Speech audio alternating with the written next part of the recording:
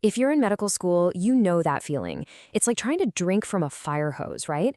But what if I told you there's a proven, evidence-based system to not just survive, but actually thrive? Well, today we're going to break down the ultimate guide to studying smarter, not harder. Let's just be real for a second. The amount of information you're expected to learn is insane, and the clock is always ticking. It's a universal challenge for every med student. And yeah, it's designed to feel overwhelming, but it doesn't have to break you. Here's the hard truth, and it's kind of ironic. The very steady habits that got you into medical school, they're probably going to be the exact things that fail you in medical school. So if highlighting and rereading are out, what's in? Let's dive into what the science actually says works. Okay, so before we get to the solutions, we have to understand the problem. Why do those traditional study habits just completely crumble under the pressure of what I like to call the med school mountain? Think back to undergrad. You could probably get by just by being familiar with the material. Rereading your notes, highlighting a textbook. It felt productive. But medical school is a whole different beast. It demands deep, long-term retention that you can actually apply in a real clinical setting under immense pressure. And the research on this is crystal clear. Passive methods like rereading just don't cut it. All right, we've laid out the problem. Now let's start building the solution. We're going to construct the absolute core of an effective study system, the powerful, non-negotiable engine that's going to drive all of your learning. The absolute cornerstone of learning efficiently is something called active recall.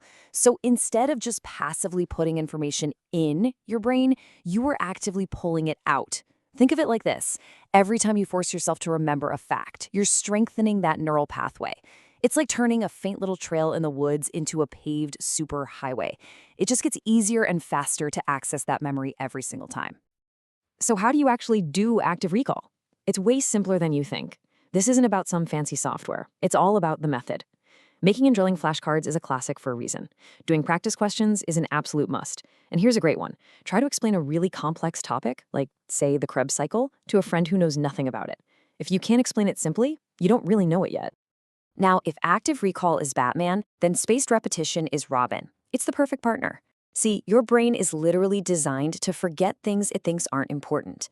Spaced repetition is how you strategically tell your brain, hey, pay attention, this is important, by showing you information right at the moment you're about to forget it. This chart really tells the whole story. Cramming feels good, right? It gives you this false confidence of familiarity. But a week later, poof, it's gone. Spaced repetition, on the other hand, feels harder. It's challenging because you're actually engaging your brain, but the result is knowledge that sticks with you, knowledge that'll be there on exam day, and, way more importantly, when you have a patient in front of you. Now, a tool that has absolutely revolutionized this whole process is Anki. It's basically a digital flashcard app that uses a really smart algorithm to handle all the scheduling for you. It takes the guesswork out of spaced repetition. You can even use amazing pre-made decks like AIMKing, which covers pretty much all of preclinical medicine. The only catch? The key is consistency. You have to make it a habit every single day. So, we've got our foundation of active recall and spaced repetition. Now, let's add some more powerful, evidence-based techniques to our toolkit. These are the methods that are really going to take your understanding to the next level. Okay, 3 really powerful ideas here. First, interleaving. Instead of studying all of cardiology at once, then all of pulmonology, mix them up. It forces your brain to tell the difference between similar ideas. Then there's elaboration. That's just about asking why and connecting new information to stuff you already know.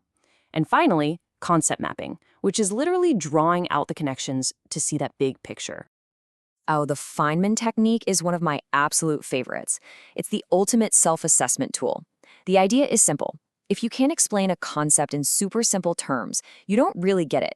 This forces you to find the holes in your knowledge, go back and fill them, and try again. When your explanation is clear and simple, that is true mastery. All right, let's talk to question banks, or QBanks, because you're going to be using them a lot. UWorld is the gold standard for your big board exams, the USMLE. Its questions are calibrated to feel just like the real thing.